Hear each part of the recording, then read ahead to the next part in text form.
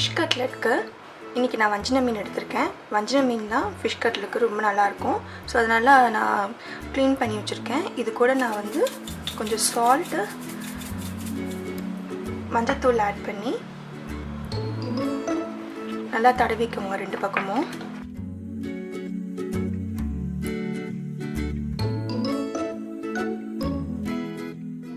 பண்ணி எடுக்க போகிறோம். இன்றைக்கி நான் இந்த எலக்ட்ரிக் ஸ்ட்ரீமரில் தான் இந்த ஃபிஷ்ஷை வந்து ஸ்டீம் பண்ண போகிறேன்.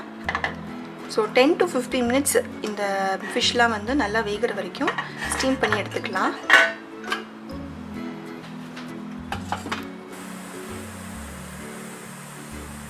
அதுக்கிடையில் நான் ஒரு பெரிய உருளைக்கிழங்கு எடுத்து ரெண்டாக ஸ்லிப் பண்ணி வேகிறதுக்காக வச்சுருக்கேன். இது கூட கொஞ்சமாக நம்ம சால்ட் ஆட் பண்ணி இது நல்லா வேக வச்சிடலாம். நான் ஏன் இப்படி ரெண்டாக கட் பண்ணி போட்டிருக்கேன்னா நம்ம தோல் உரிக்கிறதுக்கு ஈஸியாக இருக்கும், அதுக்காக தான்.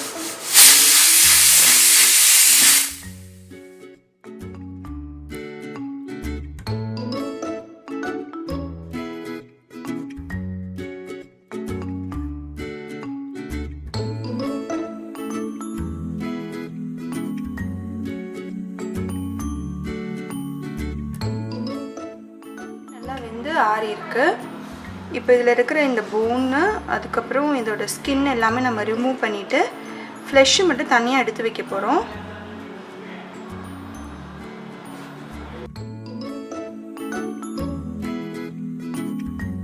முள்ளு இல்லாமல் இந்த மாதிரி நீக்கி வச்சுக்கோங்க. ஒரு பெரிய மிக்சிங் பவுலில் நம்ம வேக வச்சுருக்க இந்த மீனெல்லாம் இருக்குது. இது கூட mashed potato, garam masala, 2 teaspoon chilli powder, 1 teaspoon salt, அது கூடவே சின்னதாக கட் பண்ணி வச்சுருக்க வெங்காயம், கொத்தமல்லி, ஒரு சின்ன பச்சை மிளகா, அது கூட கருவேப்பிலை, இது எல்லாமே ஃபைனாக சாப் பண்ணியிருக்கேன். அதையும் இதுக்குள்ளே சேர்த்துடலாம். இப்போ இதை நல்லா மிக்ஸ் பண்ணிக்கோங்க.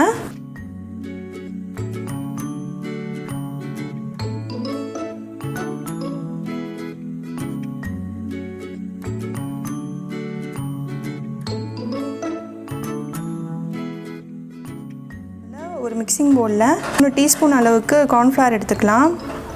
அது கூட கொஞ்சம் சால்ட் சேர்த்துட்டு வாட்டர் போட்டு மிக்ஸ் பண்ணிக்கலாம். பேஸ்ட் மாதிரி ஆக்கணும்னு அவசியம் இல்லை, கொஞ்சம் லிக்விடாக இருந்தால் போதும். கட்லெட்டை இதுக்குள்ளே நம்ம டிப் பண்ணி பிரெட் க்ரம்ஸில் தூக்கி போகிறோம். கட்லெட் ரெடி பண்ணுறதுக்கு நம்மளுக்கு எல்லாமே ரெடியாக இருக்குது. ஃபிஷ்ஷு மிக்ஸ்சர், பிரெட் க்ரம்ஸ், அதுக்கப்புறமா கார்ன்ஃப்ளவர் லிக்விடு. இப்போ இந்த மாதிரி நல்லா உருண்டை பிடிச்சிட்டு இப்படி தட்டிக்கோங்க ஃப்ளாட்டாக. இதில் நம்ம டிப் பண்ணிவிட்டு பிரெட் க்ரம்ஸில் துவச்சி எடுத்துடலாம்.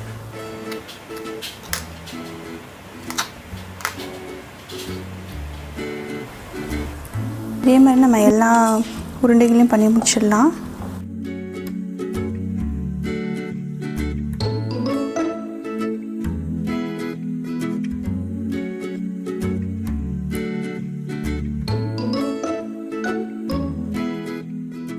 கட்லெட்டாக பிடிச்சி வச்சாச்சு. இது பொரிக்கிறதுக்கு முன்னாடி ஒரு 15 minutes ஃப்ரீசரில் வச்சுடுங்க. அப்போ தான் ஆயிலில் பட்ட உடனே இந்த பிரெட் க்ரம்ஸ்லாம் தனியாக வராமல் இருக்கும். ஸோ இது 15 minutes நம்ம ஃப்ரீசரில் வச்சுட்டு அப்புறமா ஃப்ரை பண்ணலாம். ஃபிஷ் கட்லெட் பொரிக்கிறதுக்கு ஆயில் நல்லா சூடாயிடுச்சு. நம்ம 1 by 1 போட்டுடலாம்.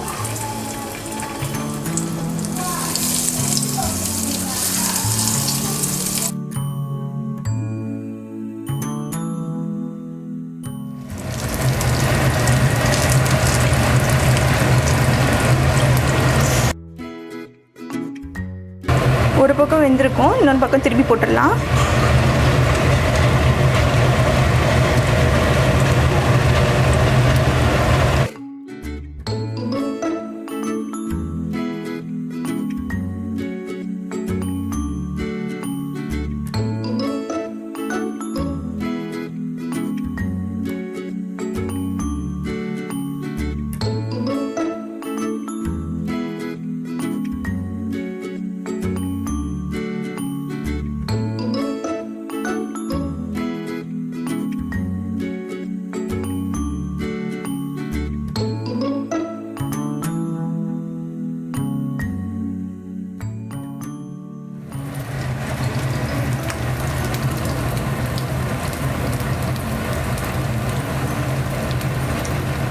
2 பக்கமும் நல்லா வெந்துருச்சு. இப்போ நம்ம எடுத்து வச்சிடலாம்.